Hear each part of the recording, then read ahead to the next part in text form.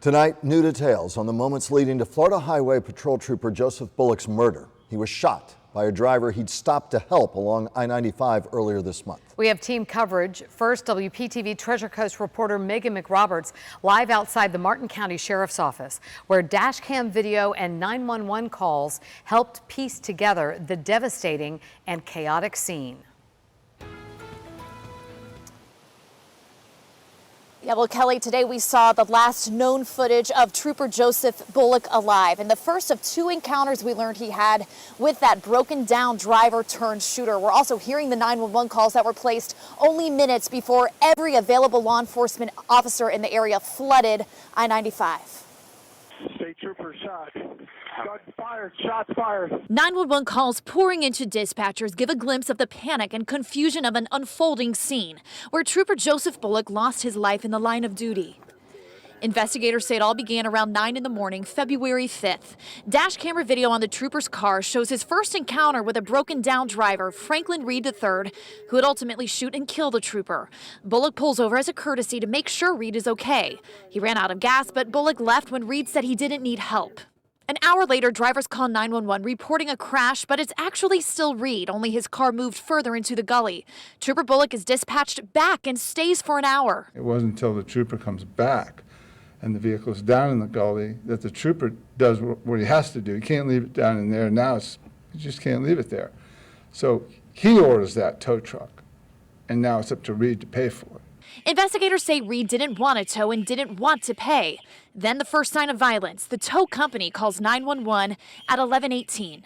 We're going to collect payment. The person that we winched out shot the FHP officer, and he's chasing after my driver on 95. Another driver with a dash camera captured the tow truck driver who ran across the median for his life and flagged down help.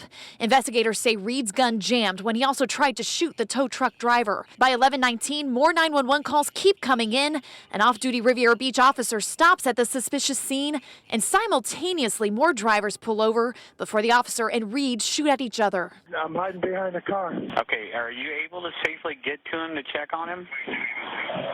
I'm going to try to get up here, dude. I don't want to get shot, bro. The officer shot Reed, but Reed then shot and killed himself. Within 3 minutes, every available law enforcement officer makes it to the scene, and the Martin County chopper up in the air.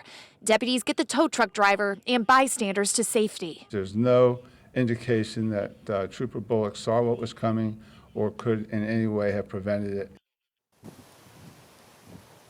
Now, investigators also revealed today that Reed was a suspect in a jewelry theft in Palm Bay the day before the shooting. Aside from that, he had no criminal history, and investigators don't really believe that that really led to any motive in the shooting. Also, the tow truck driver is back to work, and he is being offered counseling from the Martin County Sheriff's Office. Continuing our team coverage tonight, Ryan Hughes has more on the actions taken by the Riviera Beach police officer on scene. Ryan.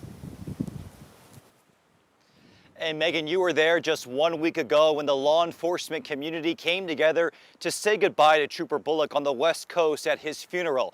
Today, fellow FHP troopers sitting together, holding hands, watching that new emotional evidence. And in it, we see that Riviera Beach police officer who was off duty, he jumped into action to help save others.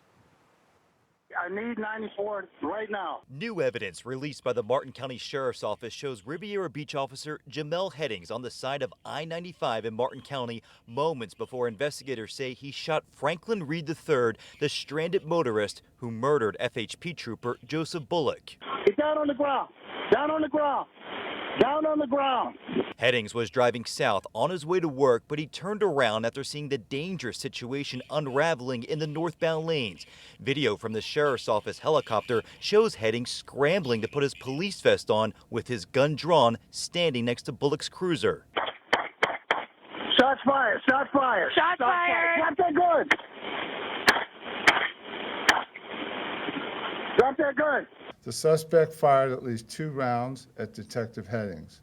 Headings returned fire with multiple rounds, one of which did strike Reed in the center of his chest. But Sheriff William Snyder says Reed then turned the gun on himself, a shot to the head, which ultimately killed him. To the Bullock family, our hearts and prayers still go out to that family and what they have had to endure because of a coward and an evil person. Headings is being hailed a hero for his quick actions that Snyder says were life-saving.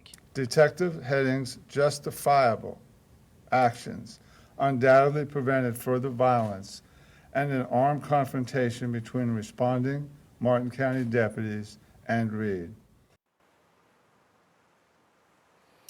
And Headings remains on administrative leave tonight, which is standard protocol. FDLE confirming to me this afternoon that its investigation into the officer-involved shooting is still active.